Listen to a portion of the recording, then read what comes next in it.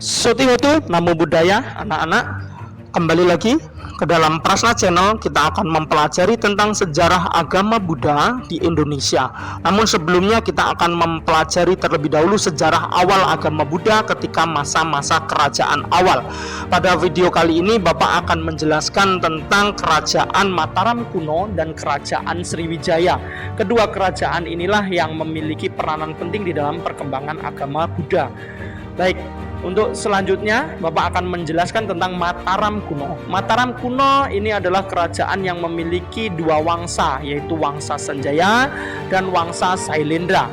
Wangsa Sanjaya ini memiliki corak Hindu atau beragama Hindu, sedangkan Wangsa Sailendra ini memiliki agama Buddha sebagai agama negaranya. Jadi di Indonesia dulu, Nusantara memiliki dua kerajaan besar di mana bercorak Hindu dan Buddha. Nah, pada kesempatan kali ini Bapak akan menyoroti tentang Wangsa Sailendra. Kita akan membedah secara singkat apa itu kerajaan Mataram kuno Wangsa Sailendra. Kerajaan ini berdiri pada sekitar abad 8, yaitu kurang lebih pada tahun 775 sampai dengan tahun 850 Masehi di daerah Bagelan dan Yogyakarta. Jadi Wangsa Sailendra ini nanti memberikan kontribusi kepada agama Buddha, terutama peninggalan-peninggalannya ya, karena Wangsa Sailendra ini maju di dalam bidang pembangunan, infrastruktur dan sebagainya. Salah satunya adalah peninggalan-peninggalan candi ya, yang bisa kita nikmati sampai saat ini. Itu adalah peninggalan Wangsa Sailendra. Candi-candi yang bercorak Buddha ini adalah peninggalan dari Wangsa Sailendra ya, yang bisa kita nikmati sampai saat ini. Kemudian silsilah raja dinasti Sailendra sendiri memiliki 5 raja ya. Yang pertama adalah Raja Banu, Raja Wisnu, Raja Indra, Raja Semaratungga, dan Raja Balaputra Dewa. Jika dilihat dari tahunnya, kita tahu bahwa kekuasaan Wangsa Sailendra ini tidak sampai dengan 100 tahun. Baik, untuk Raja Semaratungga sendiri, kita akan menyoroti Raja Semaratungga. Raja Semaratungga memiliki 2 anak, yaitu anak pertama bernama Pramodawardhani. Ini adalah seorang putri, dan yang kedua adalah Balaputra Dewa. Ini orang laki-laki ya. Jadi memiliki anak 2, yaitu Pramodawardhani dan Balaputra Dewa. Secara garis keturunan yang berhak mewarisi kerajaan nanti adalah Balaputra Dewa karena dianggap sebagai laki-laki dalam satu keluarga ya. Kemudian Pramodawardhani ini nanti akan menjalin hubungan atau jatuh cinta terhadap Rakai Pikatan, yang dimana itu adalah pangeran dari Wangsa Sanjaya. Dari sinilah awal mula cikal bakal persatuan antara kedua wangsa ya, antara Wangsa Sailendra dan Wangsa Sanjaya yang sebelumnya bertikai, sebelumnya bermusuhan karena perbedaan raja, perbedaan agama dan sebagainya, akhirnya lebur menjadi satu di dalam sebuah pernikahan. Ada dampak positif dari pernikahan Rakai Pikatan ini dengan Pramodawardhani. Namun, dinasti Sailendra akhirnya juga akan berakhir dan digantikan oleh dinasti Sanjaya ketika Raja Semaratungga wafat.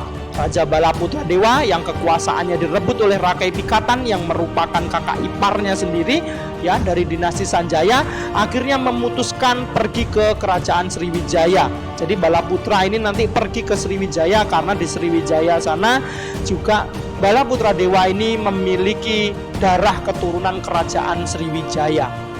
Nah, setelah itu Sailendra yang sudah tidak ada lagi digantikan dengan Wangsa Sanjaya.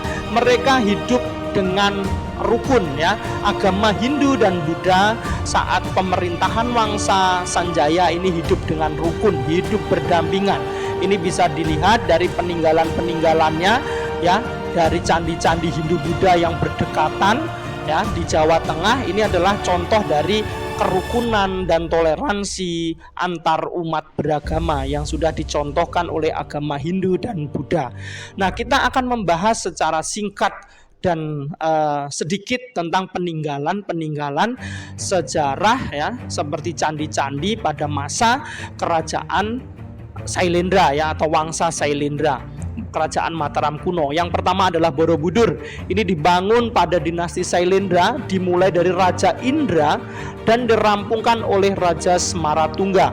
Jadi bisa kita lihat bahwa pembangunan Borobudur ini adalah suatu mega proyek yang sangat besar dan membutuhkan waktu yang lama dari Raja Indra sampai Raja Semaratungga. Kemudian ada Candi Mendut. Berdasarkan isi dari prasasti Karangtengah per tahun 824 Masehi, di dalam prasasti tersebut disebutkan bahwa Raja Indra membangun sebuah bangunan suci dan menamainya Wenuwana atau sekarang dikenal dengan Candi Mendut. Jadi Candi Mendut ini dibangun oleh Raja Indra saat masih berkuasanya dinasti Sailendra. Ya, ini berdasarkan prasasti itu 824 Masehi. Inilah sekilas tentang Candi Mendut. Kemudian selain Candi Mendut ada Candi Pawon. Candi Pawon dibangun untuk menyimpan abu jenazah Raja Indra. Ya, ini adalah ayah dari Raja Semaratungga. Jadi candi ini dibangun oleh Raja Semaratungga dinasti Sailendra pada tahun 782 sampai 812 Masehi. Kemudian ada Candi Sewu. Candi Sewu merupakan pusat kegiatan keagamaan masyarakat beragama Buddha. Ini pada masa pemerintahan Rakai Pikatan, yaitu dinasti Sanjaya ya. Nah, dinasti Sanjaya dan dinasti Sailendra ini bekerja sama. Nah, dinasti Sailendra dari darahnya Pramodawardhani, sedangkan dinasti Sanjaya adalah dari darah Rakai Pikatan. Ya, ini pada tahun 746 sampai dengan 784 Masehi. Itulah peninggalan-peninggalan dari dinasti Sailendra. Menginjak kerajaan berikutnya, yaitu Kerajaan Sriwijaya. Kerajaan Sriwijaya ini adalah kerajaan yang bercorakkan Buddhis, bahkan agama Buddha nanti bisa berkembang pesat di Sriwijaya.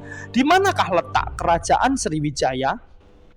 Kerajaan ini terletak di Sumatera Selatan. Jadi di Pulau Sumatera bagian selatan ya. Tempat ini banyak memberi pengaruh di Nusantara dengan daerah kekuasaannya.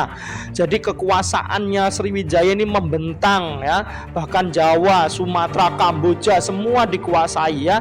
Kemudian kerajaan Sriwijaya ini pasti ada bukti-bukti sejarahnya. Kenapa kita harus mengerti bukti sejarah? Supaya kita meyakini bahwa kerajaan-kerajaan ini pernah ada ya. Terutama bukti itu dilihat dari catatan I Ching, kemudian prasasti dan bangunan candi.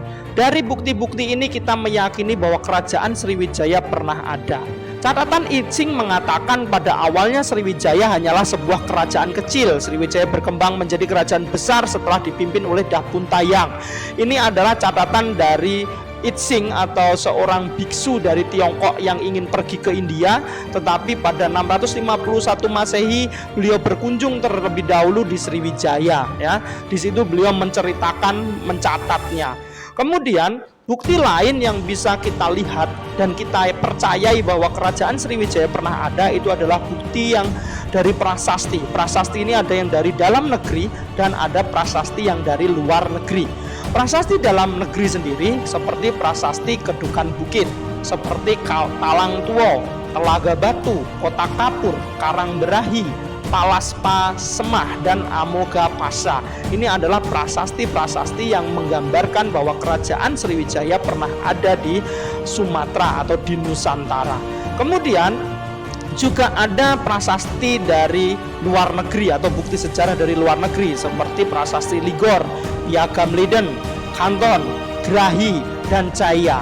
Ini adalah bukti bahwa kerajaan Sriwijaya pernah eksis dan pernah ada di Sumatera. Kemudian selain prasasti, kita juga bisa melihat dari peninggalan candi, yaitu ada di kompleks percandian di daerah Jambi ya. Di situ ada Muara Jambi, Muara Takus, Gapura Sriwijaya, Biaro Bahal, dan Kota Kapur. Ini adalah contoh dari bangunan-bangunan peninggalan kerajaan Sriwijaya. Kerajaan Sriwijaya mengalami masa-masa kejayaan ketika dipimpin oleh Raja Balaputra Dewa, keturunan Wangsa Sailendra, yang tadi di awal sudah disebutkan karena perebutan kekuasaan akhirnya dari Jawa pergi ke Sumatera. atau ke kerajaan Sriwijaya. Nah, Sriwijaya sendiri itu nantinya menjadi kerajaan yang sangat besar sebagai pusat pengajaran agama Buddha Vajrayana. Kemudian kebudayaannya cukup maju dengan penggunaan bata merah sebagai bangunan. Kemudian di dunia perdagangan maritim sangat luar biasa, ya, memiliki hubungan kerjasama yang sangat baik dengan negara-negara lain seperti Tiongkok dan sebagainya. Kemudian kemunduran kerajaan Sriwijaya ini diperkirakan sekitar tahun 1300-an atau abad 13 Masehi, di mana pada abad ke-13 ini mendapat serangan dari kerajaan Majapahit yang ada di Jawa. Demikian uraian singkat tentang sejarah Mataram kuno dan Sriwijaya. Silakan anak-anak untuk mengerjakan refleksi seperti yang tertera, ya.